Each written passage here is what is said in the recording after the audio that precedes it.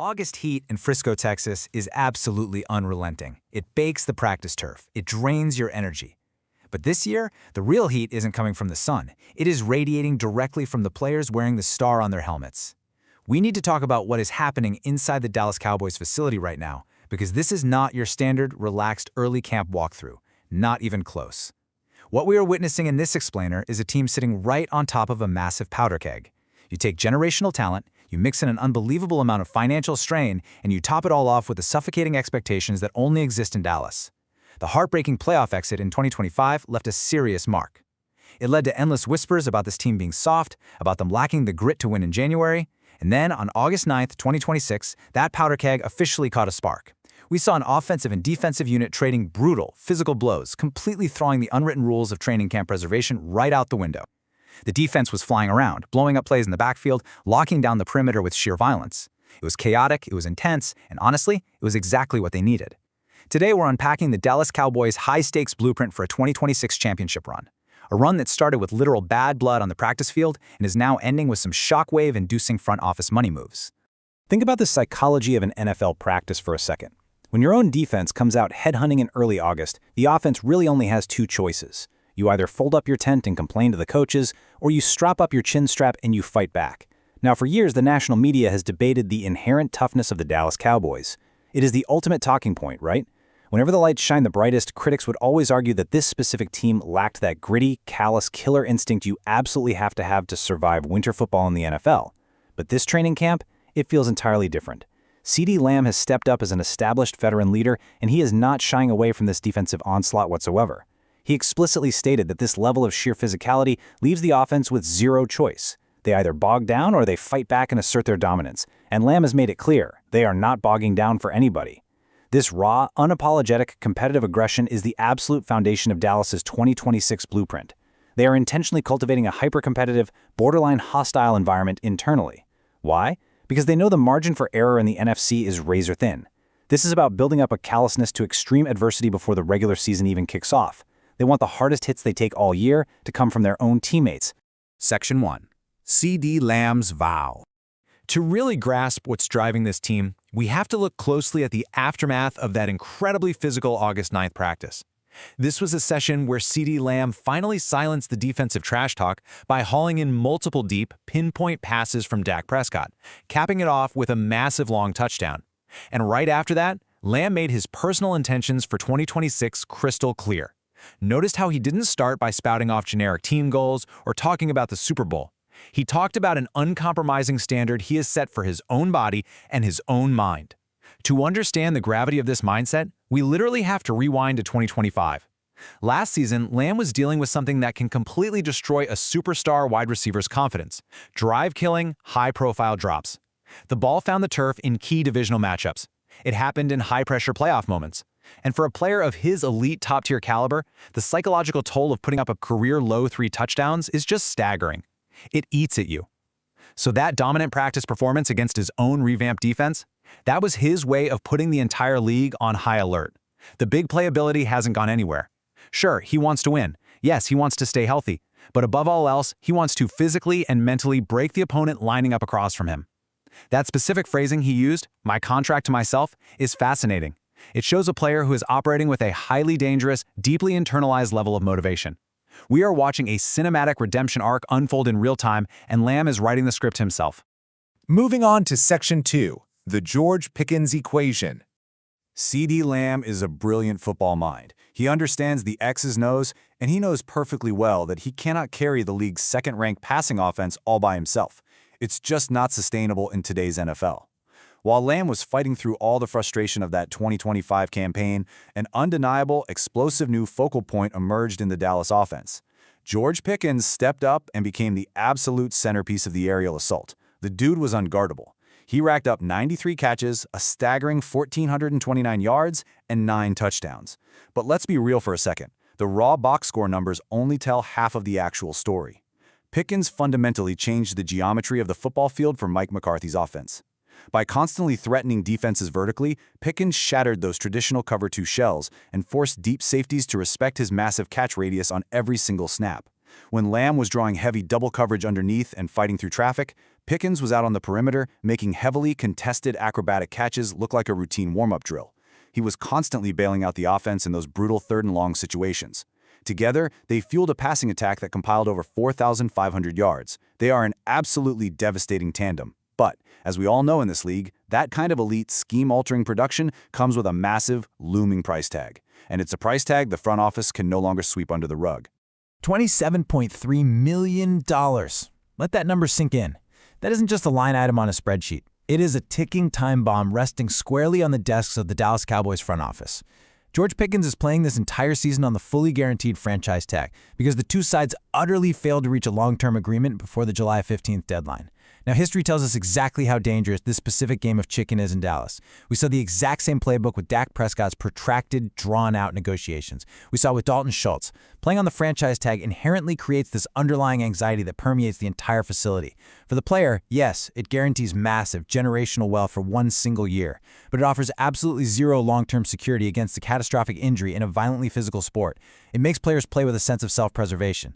And for the team, carrying a one-year, $27 million cap hit is a nightmare. It severely restricts their ability to maneuver, to sign crucial free agents, or to extend other foundational pieces of the roster.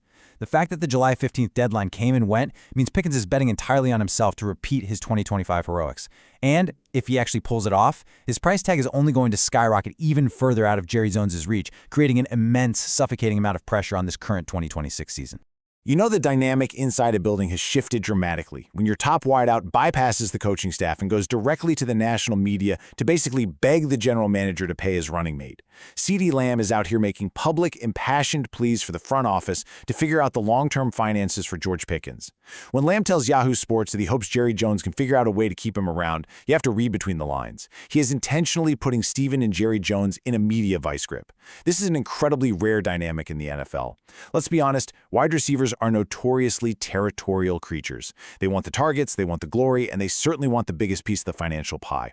Yet Lamb is smart enough to understand that without Pickens pulling those safeties deep down the boundary, the middle of the field becomes a much more dangerous, highly congested place for him to operate. He knows his own success is directly tied to Pickens being on the field. The salary cap pie is only so big, but Lamb is utilizing every ounce of his leverage to ensure his teammate gets a massive slice. But this very public lobbying pushes us directly into the stark reality of the team's massive financial commitments on the completely opposite side of the ball. The Cowboys are currently slicing up that pie in historic, franchise-altering ways just to fix their defense. Section 3. Fixing the defense. This total defensive reconstruction didn't just happen overnight. It began at the 2025 trade deadline. Dallas had a glaring, fatal flaw that every coordinator in the league knew how to exploit. Their run defense was getting absolutely bullied in the trenches. Opposing teams were just running the ball straight down their throat, chewing up the clock, and keeping that highly explosive Cowboys offense sitting ice cold on the sideline. Recognizing this fatal weakness, the front office made a true blockbuster move, acquiring game-wrecking defensive tackle Quinnen Williams from the New York Jets. He was the massive anchor they desperately needed to stop the bleeding up the middle. But Dallas didn't stop there. They recognized that a dominant defensive line requires a true enforcer in the secondary to capitalize on forced, panicked throws from the quarterback. So they utilized their first-round pick in the April 2026 draft on elite safety Caleb Downs. The vision here was brilliant and it was crystal clear: build from the inside out. Stop the run, generate immediate pressure right up the middle, and violently punish any receiver daring to cross the deep third of the field. This was a complete philosophical shift for a franchise that traditionally heavily prioritized edge rushers and boundary cornerbacks. But acquiring a talent like Quinnen Williams was only half the battle. To truly solidify him as the centerpiece of this new physical era, they knew they had to lock him down long-term. $105.9 million. The sheer, unprecedented financial scale of the 3-year extension Quinnen Williams just signed cannot be overstated. It is a monumental commitment. In today's hyper, pass-happy NFL, the market for elite interior defensive linemen has absolutely exploded. We watched it happen with Aaron Donald setting the initial benchmark and then Chris Jones utterly shattering expectations. A defensive tackle who can simultaneously stuff the run on early downs and physically collapse the pocket from the inside on third down is, without a doubt, the most valuable non-quarterback asset in the sport today. The Cowboys didn't just pay Williams, they completely reset the market to ensure he remains the violent, disruptive heartbeat of their defense for years to come.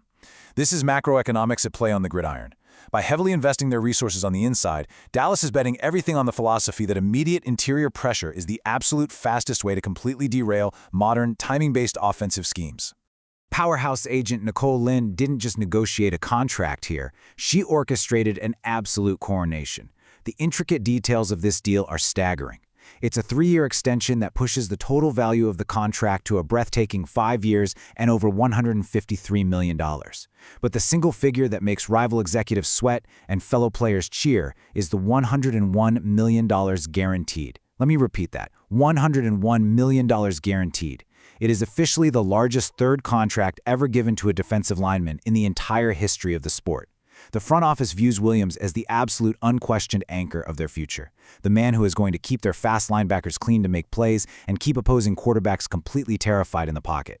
But, and this is a massive but, in the ultra-competitive, highly sensitive ecosystem of an NFL locker room, dedicating over $100 million guaranteed dollars to a single defensive player instantly shrinks the available cap space for the rest of the roster. When you secure one superstar with that kind of historic wealth, it comes with immediate, unavoidable consequences for the other elite players who have been patiently waiting in line for their turn. And that brings us to Section 4, Looming Locker Room Drama. You simply cannot hand out record-breaking defensive contracts without someone else in the building feeling the intense financial squeeze. It's basic math, but it's incredibly complicated human emotion. The immediate consequence of the Williams extension is a rapidly brewing media storm and some very real, intense friction between the front office and their homegrown defensive megastar Micah Parsons. Now, the Jones family has a long, highly documented history of negotiating through the media. We've seen this movie before. We saw it with Emmitt Smith holding out back in the day, we saw it with Dez Bryant, and we saw it with Ezekiel Elliott in Cabo.